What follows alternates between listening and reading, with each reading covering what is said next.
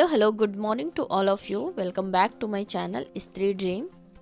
आज मेरे दिन की शुरुआत हुई थी सुबह के 6 बजे और कहते हैं यदि दिन की शुरुआत की जाए एक छोटे से पॉजिटिव थॉट के साथ तो हमारा पूरा दिन बेहतरीन गुजरता है। तो चलिए पहले देखते हैं एक छोटा सा पॉजिटिव थॉट जो हमारे पूरे दिन को बेहतरीन बनाएगा। दोस्तों, एक बार एक राजा और सैनिक दोनों के बेटे एक साथ गुरुकुल में शिक्षा ग्रहण करने के लिए गए। गुरुकुल पहुंचने के बाद सैनिक के बेटे ने बहुत ही चेष्टा के साथ जो कुछ भी गुरुकुल में सिखाया जाता था वो सब सीखने लगा और उसके ऊपर उन सब बातों का बहुत ही अधिक प्रभाव भी पड़ने लगा।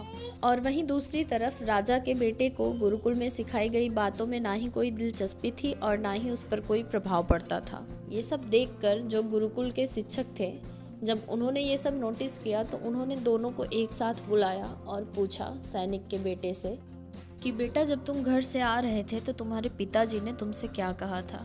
तो सैनिक के बेटे ने बताया कि गुरुजी, जब मैं घर से आ रहा था तो मेरे पिताजी ने कहा था कि बेटा, तुम एक सैनिक के बेटे हो और तुम्हें आगे चलकर एक योद्धा बनना है, तो बिना कुछ सीखे तुम्हारा गुजर बसर होना संभव नहीं है। इसलिए वहाँ पर जो कुछ भी सिखाया जाएगा उसे बहुत ही मेहनत के साथ और बहुत ही ध्यानपूर्वक सीखना। सैनिक के पुत्र की बातें सुनने के बाद गुरुजी ने राजा के बेटे से पूछा कि बेटा, जब तुम घर से आ रहे थे तो तुम्हारे पिताजी ने तुमसे क्या कहा था। तो राजा के बेटे ने उत्तर दिया कि गुरुजी, जब मैं घर से आ रहा था तो मेरे पिताजी ने कहा था कि बेटा, तुम सीखोगे या नहीं सीखोगे, हमारा जो कुछ भी राजपाट है वो सब तुम्हारा ही है।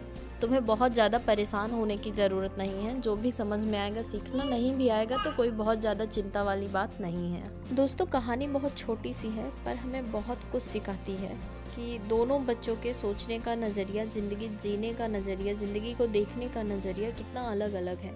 हमारे जीवन में बैक सपोर्ट होना अच्छी बात है। अगर हमारे पास बैक सपोर्ट है तो बहुत अच्छी बात है, लेकिन अगर बैक सपोर्ट नहीं है हमारे पास तो शायद वो उससे भी अच्छी बात है। क्योंकि जब हमारे पास कोई बैक सपोर्ट होता है तो वो हमें एक निश्चित समय तक सुख सुविधा दे सकता है, पर अगर हमारे पास बैक सपोर्ट नहीं है, हम खुद से अपना बैक सपोर्ट बनाते हैं, वो हमें पूरे जीवन भर सुख सुविधा देता है। सीखने राजा का भी लड़का गया था और सीखने ही सैनिक का भी लड़का गया था, पर दोनों में कितना फ़र्क है, दोनों की सोच में कितना फ़र्क है। राजा का लड़का चाहकर भी नहीं सीख पा रहा था, पर जो सैनिक का लड़का था वो ना चाहते हुए भी पूरा जितनी भी उसकी कैपेसिटी थी वो सब उसमें झोंक कर सीख रहा था कि अगर मैं नहीं सीखूंगा तो आगे चलकर मेरी आजीविका नहीं चल पाएगी। कहने का बस इतना मतलब है दोस्तों, हमारी भी लाइफ कुछ इसी तरह है। हम चाहते हैं कि हमें सारी सुख सुविधाएं मिलें, हमें कुछ करना ना पड़े, पर ये सोचकर देखिए कि अगर हमें कुछ करना नहीं पड़ेगा तो हमें जो भी सुख सुविधाएं मिलेंगी वो कितने दिन तक मिलेंगी। और यदि हम खुद को उस काबिल बनाएंगे तो हम जो भी बनाएंगे वो सारी सुख सुविधाएं हमें पूरे जीवन भर की सुविधा देगी। तो बस इन्हीं कुछ बातों के साथ चलिए आज के ब्लॉग की शुरुआत करते हैं।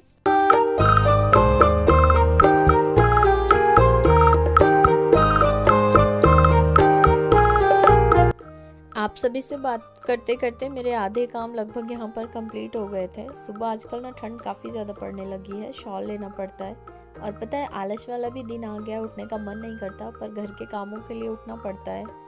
पहले क्या होता था कि सुबह सुबह पढ़ने के लिए जब शादी से पहले जगाया जाता था ना, तो यही लगता है कि लोग खुद नहीं उठते, हमको जगा देते हैं।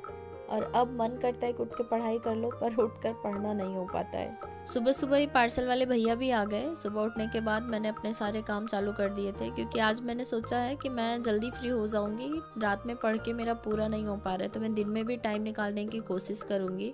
और हाँ, मुझे ऐसा लगता है कि सारी छीनने लगती हैं, सारी चीज़ें तो डिस्टर्ब करेंगी, बट 1-2 दिन परेशान करेंगी। जब मैं वही काम करूँगी तो उनको भी आदत पड़ जाएगी। क्योंकि मैं ये सोच रही थी, जब मैं उन्हें छोड़कर बाकी काम करती हूँ तो उन्हें पता चल जाता है ना कि मेरी माँ को ये काम करना है, अभी मुझे उन्हें परेशान नहीं करना है। ऐसे ही जब मैं पढ़ाई करूँगी तो उन्हें ये भी पता चल जाएगा कि मेरी मम्मी पढ़ाई करती हैं, तो शायद वो डिस्टर्ब ना करें। बाकी यहाँ पर मैंने आलू पालक की सब्जी, दाल, और मैंने दाल का पानी निकाल कर सारवी को पिला भी दिया। आटा गूंथ कर मैं यहाँ रोटी भी बनाना शुरू कर दी हूँ। चाय पानी ये सब हो चुका है मेरा। बाकी अभी जो भी बचा हुआ काम है वो सब भी मैं करके रख लूँगी। मैं लगभग खाना पूरा प्रिपेयर कर दूँगी, चावल बाद में बनाऊँगी, बिन के रख ले रही हूँ। और मम्मी आजकल प्याज लहसुन खाना छोड़ दी है तो उनके लिए मैं थोड़ा सा यहाँ पर चना और आलू फ्राई कर दूँगी। मैंने सोचा है कि मैं सुबह जल्दी उठ जाया करूँगी और घर के काम थोड़े जल्दी ख़त्म कर लूँगी, क्योंकि दिन में बिना पढ़े ये मेरा पूरा नहीं होने वाला है सिलेबस, क्योंकि अभी तो मैंने शुरू किया है, पढ़ना बहुत ज़्यादा है। और मैं अगर रात के चक्कर में पढ़ूँगी तो ये होता है ना, दिन भर इतना ज़्यादा थक जाओ, रात में कभी कभी ऐसा हो जाता है ना कि एकदम बॉडी साथ ही नहीं देती कि बैठ कर पढ़ाई करो, बस ऐसा लगता है कि सो जाओ, और ज़बरदस्ती जागने की भी कोशिश करो ना तो फिर आंखें दर्द होने लगती हैं। तो इसलिए अब मैं दिन में भी टाइम निकालने की कोशिश करूँगी और दिन में भी छोटे छोटे टॉपिक बनाकर पढ़ाई करूँगी। और यहाँ पर मेरे सारे काम किचन के ख़त्म हो चुके हैं। मैं आ गई हूँ रूम साफ़ करने के लिए, क्योंकि जब मैं सुबह सोकर उठी थी तो सारवी के पापा और सारवी सो रहे थे, तो मैंने बेड नहीं साफ़ किया था। और यहाँ पर सारवी को भी खिला पिला कर मैंने सुला दिया रूम साफ़ करने के बाद। और अब सुबह के 10 बज गए हैं। मैं चल रही हूँ अपने लिए चाय बनाऊंगी, उसके बाद मैं अपनी पढ़ाई स्टार्ट करूंगी। बाकी के काम बाद में होते रहेंगे। और आप लोगों से बातों ही बातों में टाइम कब बीत जाता है पता ही नहीं चलता। आप लोगों को मेरा ये ब्लॉग कैसा लगा आप लोग मुझे ज़रूर बताइएगा, और मेरे साथ बने रहिएगा। चैनल पर नए हैं तो please like share and subscribe कर दीजिएगा।